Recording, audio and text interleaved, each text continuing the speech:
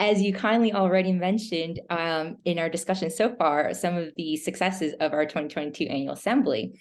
I know you highlighted some things already, but you had to pick your favorite moment, or like one to three of them. What were some of your favorite moments? And then what are you most looking forward to the 2023 annual assembly in New Orleans? Again, great question, man. It's so hard to say what were my favorite components of the annual assembly back in Baltimore.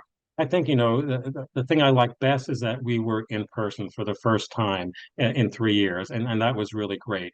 We had very successful virtual annual assemblies that were valuable and, great education and what have you. But to be there in person, catching up with colleagues who you haven't seen in many years, the ability to really interact with the vendors in the exhibit hall, to just rub elbows and to talk and to network. I think that was the exciting part. I love the president's reception, where it was basically it was just fun.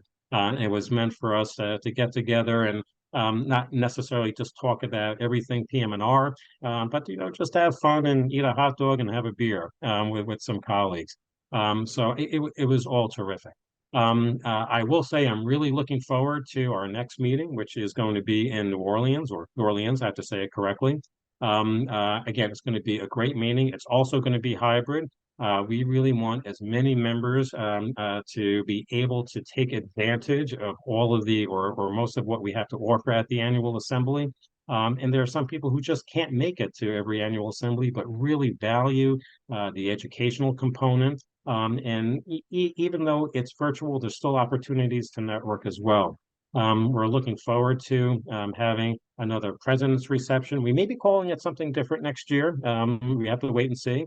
We're not exactly sure what the special event will be, but stay tuned. And I'm really looking forward to it. This will be the annual assembly where I will be. It'll be my sort of my last hurrah as president. So maybe that's a little bittersweet, but I'm really looking forward to it. New Orleans is a great city.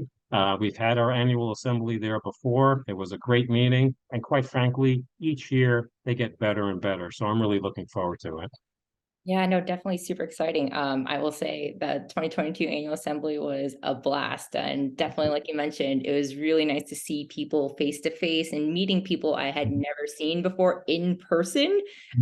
Because all I had done is seen them on Zoom. And so it was just mind-blowing. So a lot of fun times, lots of educational content.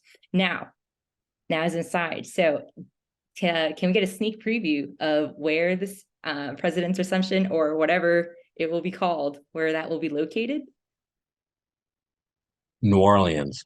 Aha, okay. All right, fine. We don't know yet. It Under wraps. actually has not been confirmed. There's Okay. still some work, but as soon as we know, we're going to get it out. I can tell you, like all of our other special president's receptions, it's going to be a really great affair.